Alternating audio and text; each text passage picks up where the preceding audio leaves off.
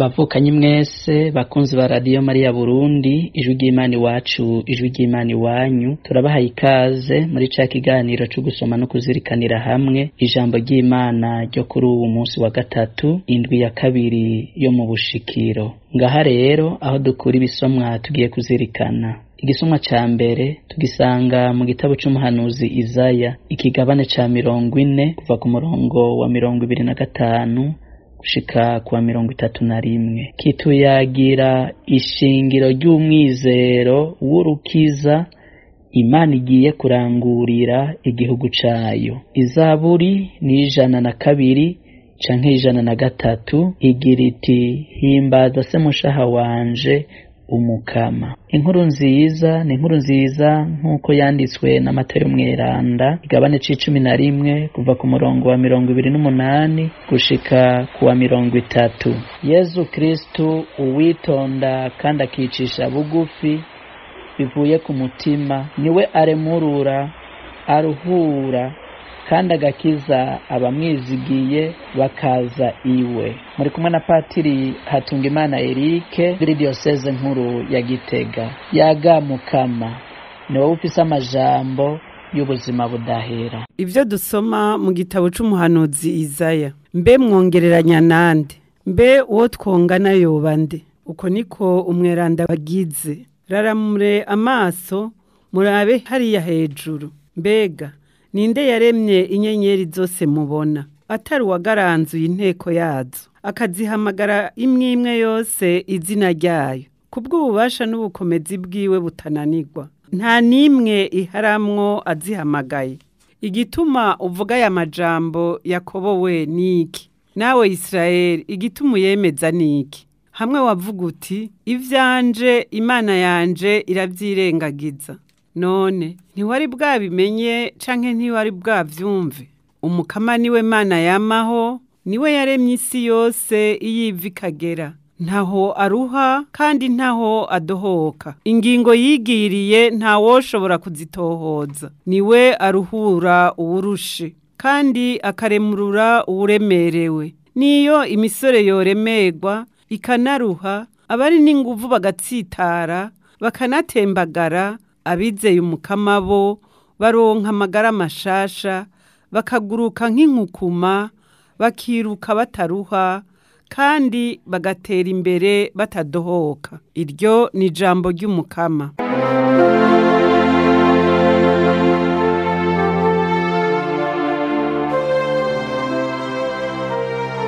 Himbaza se mushaha wanje umukama, himbaza se mushaha wanje umukama, himbaza se mushaha wanje umukama, maze n'amagara yanje yose aninahaze izina ryiwe ryeranda.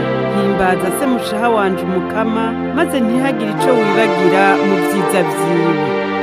himbaza se mushaha wanje umukama, niwe akurekurira ibicumuro vyawe vyose, niwe agukiza indwara zose, niwe akugarurira ku cobo, niwe atuma uhagatirwa n'urukundo n'igishika. himbaza se mushaha wanje umukama, umukama ni wenyene imbabazi, ni munyakigongo, ntakazi ishavu akazi urukundo. Uko ducumura siko aduhana, uko tumutuka siko adusubiza. himbaza se mushaha wanje umukama.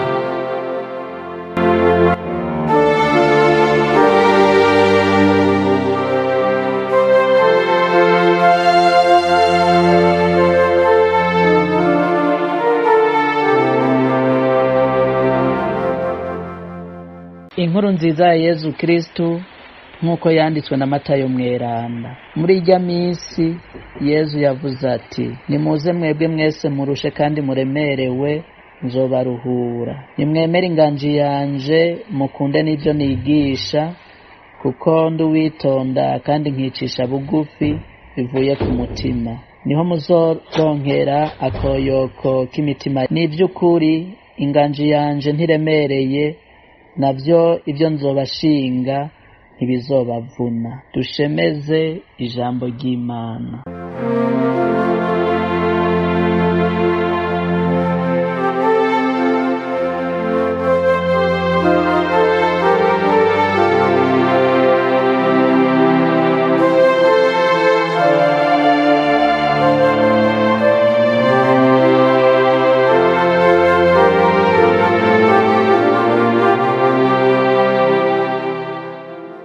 bavukanyi mwese igihugu c'Imana mutwumviriza, twibukanye ko turi muri ca kiringo kiroranye c'ubushikiro, ikiringo co kwitegurira guhimbaza n'akanyamuneza ivuka ry'umukiza wacu. Ikiringo kidufasha kuzirikana mu nsiguro y'ubumwe budatandukanywa ko uwo turiko turategurira inzira dutegura guhimbaza amaza yiwe yabuwe kuva kera, kandi ko yamaze kuza aho yigira umuntu akavyagwa na Bikira Mariya, kandi uyo nyene yama yaje buri munsi buri mwanya, mbere ari kumwe natwe ubutakituvirira gushika ku muhero w'isi. Kandi turindiriye n'umwizero ihindukira ryiwe mu buninahazwa. Uwo mwizero, uko kwizigira, niko umuhanuzi Izaya yahamagariye abanyisirayeli aho bari mu buja, kandi akanabafasha gutahura ishingiro ry'uwo mwizero ry'uko kwizigira. Uko kwizigira ni nako Yezu adutumirira mu nkuru nziza yiwe aho yagize ati: nimuze mwebwe mwese murushe kandi muremerewe, nzobaruhura. Ukwizera rero niko kwatumye abanyisirayeli basubira gutabaruka, niko kandi kudushikiriza urukiza. Tubizirikane muri izi ngingo zibiri. Ubwa mbere, ishingiro ry'umwizero ry'ukwizigira kwacu. Uwo mwizero ushingiye ubwa mbere mu kwemera ko Imana ari umuremyi wa byose, kandi ko mu vyaremwe byose atakindi gishobora kuduhurukiza. Ni navyo tuzirikana mu gisomwa ca mbere, nk'uko umuhanuzi Izaya yabitumiriye abanyisirayeli ko bobizirikana. Yagize ati: raramura amaso murabe hariya hejuru, mbega ninde yaremye inyenyeri zose mubona, atari uwagaranzuye inteko zayo akazihamagarira imwe imwe yose izina ryayo. None rero bavukanyi, nk'uko Izaya yabitumiriye abanyisirayeli ngo bakubitize agatima mpembero, bihweze barabe mu vyaremwe byose ko hari ikindi na kimwe coshobora kubakiza, niko natwe adutumiriye kugira ngo twizigire, twizere iyo Mana umuremyi wa bose na byose,